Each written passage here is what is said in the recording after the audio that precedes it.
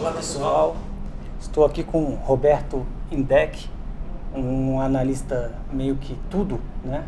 Ele entende muito de análise técnica, entende de análise fundamentalista e convidei o Roberto para participar do Investidor Extraordinário para cobrir também um pouco a lacuna da análise fundamentalista, que isso ele faz muito bem. E Roberto, tudo bem? Tudo bom. Conta pra gente como tudo começou, a sua vida de mercado, como é que foi que você começou a investir, sua formação, qual que é?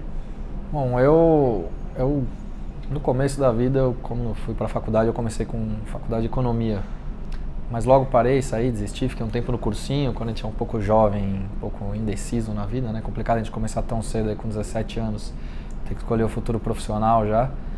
Saí, fiquei um tempo fora, fiz 2 anos de cursinho, decidi, optei por relações internacionais.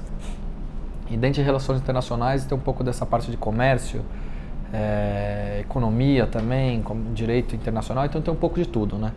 Então acho que casa um pouco mais com o meu perfil, entender um pouco de tudo, que nem você comentou. Eu entendo um pouco de análise gráfica, mas volto muito mais para análise fundamentalista, que é o que eu gosto, que é o meu foco hoje.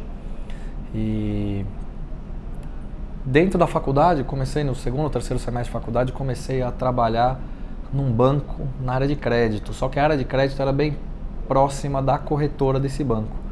Então eu lidava com o pessoal todos os dias. E lembro até hoje que a minha primeira operação no mercado foi quando eu entrei no IPO de São Martinho. Engraçado que a primeira vez a gente nunca esquece, né? Uhum. E foi no IPO de São Martinho e eu ganhei dinheiro. Eu tinha um pouquinho que eu tinha guardado ali, acho que era R$2.000, R$3.000 mais ou menos. Entrei nesse IPO de São Martinho, naquela época ainda podia alavancar, então você tinha... Que era mais ou menos? 2000, se eu não me engano, é fevereiro de 2007. Fevereiro ou março de 2007, se eu não me engano. Uhum. Então você ainda podia alavancar, desde então são quase 7, 8 anos de mercado. Depois disso eu trabalhei como estagiário também uma época na própria BMF, na época do IPO. Trabalhei na época da abertura de capital, no processo de abertura de capital da BMF. Então trabalhei como estagiário lá quase 1 ano e logo depois já parti para esse mercado de corretora. Então dentro desse mercado de corretora eu já tenho desde essa época aí, mais ou menos. Me tira uma dúvida, geralmente a tendência de quem está iniciando é ir para o lado da análise fundamentalista. Não sei se você concorda com isso. Foi assim com você, fundamentalista, e depois análise técnica, e depois tudo e mais fundamentalista, assim, nessa ordem, assim, mais ou menos, nesse fluxo? Eu acho que aí depende, eu acho que não depende nem do perfil da pessoa, eu acho que depende muito de casar com quem que ela está naquele momento ao lado, com qual a sua convivência, mais ou menos. Eu acho que hoje o investidor ele já parte praticamente para uma análise técnica direto, e quando ele começa a perder dinheiro com análise gráfica, principalmente aqueles que operam muito mais ações de baixa volatilidade, de alta volatilidade, desculpa, aqueles famosos micos, começa a perder dinheiro, aí o pessoal começa a se voltar um pouco mais para análise fundamentalista. Então, mas eu acho que isso depende muito da convivência que você tem no seu início, vamos chamar assim, de carreira dentro do mercado de ações, né? Roberto, na análise fundamentalista, muita gente fala assim, porque opera notícia e tal. Com certeza opera notícia também. E tem que saber filtrar essa notícia, né? Assim, porque eu sou analista gráfico, né? Eu gosto só de análise técnica. Então a notícia para mim está sempre chegando atrasada, eu nunca ouço, não tenho nem ouvidos para isso. Como que é esse processo? Você opera a notícia, você olha para o mercado, como é que você faz em relação a isso? Olha, sem dúvida dá para a gente operar a notícia, né? Eu sei que o André suga bastante de você, né? Também, o André assim, é um analista gráfico, né? Bem purista, quase purista, né? Mas Sim. Vai lá, pede uma consulta, você já fica do lado dele, ele faz de propósito? Não. Sim, é de propósito, a gente trabalha um ao lado do outro, acho que um completa bastante o outro, assim, né? Em termos de indicações, tirar dúvidas, conversar com clientes também, sugestões, enfim, acho que é uma série de questões, mas essa questão de operar notícia, Eu acho que tem que saber filtrar bastante essa notícia, tem que entender a fundo essa notícia, mas não só entender a notícia e filtrar também ela, você também tem que entender da empresa, você tem que entender do setor, você tem que entender do segmento, do momento da empresa, ou seja, uma série de variáveis para você poder operar a notícia. Uma notícia que a gente até estava discutindo aqui esses dias, relacionado à CEMIG, por exemplo, nós tivemos aí, a CEMIG, como se sabe, ela passa por um processo de renovação de concessões, ela está na justiça, com um processo aí solicitando a renovação automática, que ela já tinha assinado lá atrás, a renovação das concessões de São Simão, Jaguara e Miranda, que são 3 das principais usinas da companhia. Enfim, ela já vem passando por um processo meio turbulento, né? Mas suas receitas continuam em elevação, os resultados, a empresa continua mostrando resultados bastante consistentes. Mas enfim, agora passando por um processo eleitoral, o coordenador de campanha do Fernando Pimentel, que é o candidato do PT para assumir o governo de Minas Gerais, que está em primeiro na campanha, com cerca de 20% ou 20 pontos percentuais à frente do segundo colocado, afirmou essa semana, esses dias, que a companhia, caso eles sejam eleitos, adotará medidas populistas, ou seja, medidas anti-mercado. E com isso é difícil você não conseguir entender, obviamente, aquilo que eu te falei, você tem que filtrar notícia, segmento, momento, uma série de questões, mas você consegue entender que aquela é uma notícia anti-mercado e diante disso o papel caiu aí alguns dias seguidos posterior a essa notícia, até porque a vantagem é muito grande, então até é possível que o candidato do PT vença no primeiro turno as eleições para o governo de Minas Gerais. Roberto, então eu estava até conversando com o André ali, eu vi ele fazendo uma operação agora, e hoje, né, que ele entrou através da notícia da Minha Casa Minha Vida aí que saiu, que ele pegou um papel, você deu um toque para ele entrou, vendeu a 3%, o papel caiu, fechou acho que menos 3%, né, não sei o que. Conta como é que foi isso aí, porque... Vamos lá, é no caso da MRV, né? MRV, ontem o ministro Manteiga, ontem à noite o ministro Manteiga anunciou isenção fiscal para as empresas do programa Minha Casa Minha Vida, o programa do governo federal, só que as únicas duas que compõem aí, ou são negociadas hoje na Bolsa, é a Direcional Engenharia e a MRV, né? Então, a Direcional, ela ocupa aí o faixa 1, que são uma classe mais inferior, e aí o Minha Casa Minha Vida faixa 2 e faixa 3, a MRV que opera, que são superiores a esse faixa 1 em termos de renda mensal, né?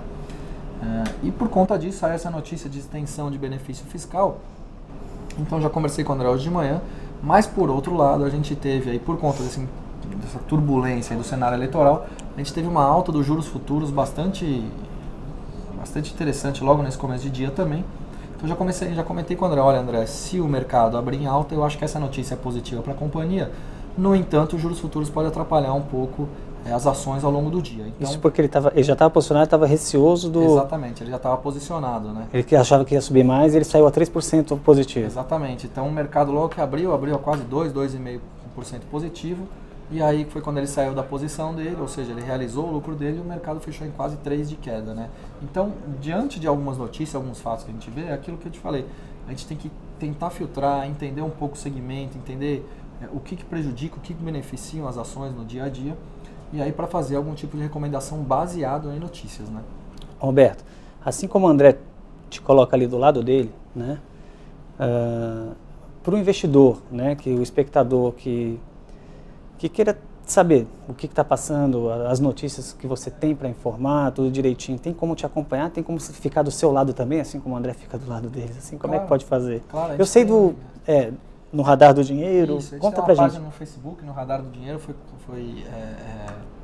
há pouco tempo, vou chamar assim, foi inaugurada essa página no Facebook, mas é muito mais para ter uma interação diretamente com o cliente que também quer ter um pouco de notícia, quer entender sobre investimentos em geral.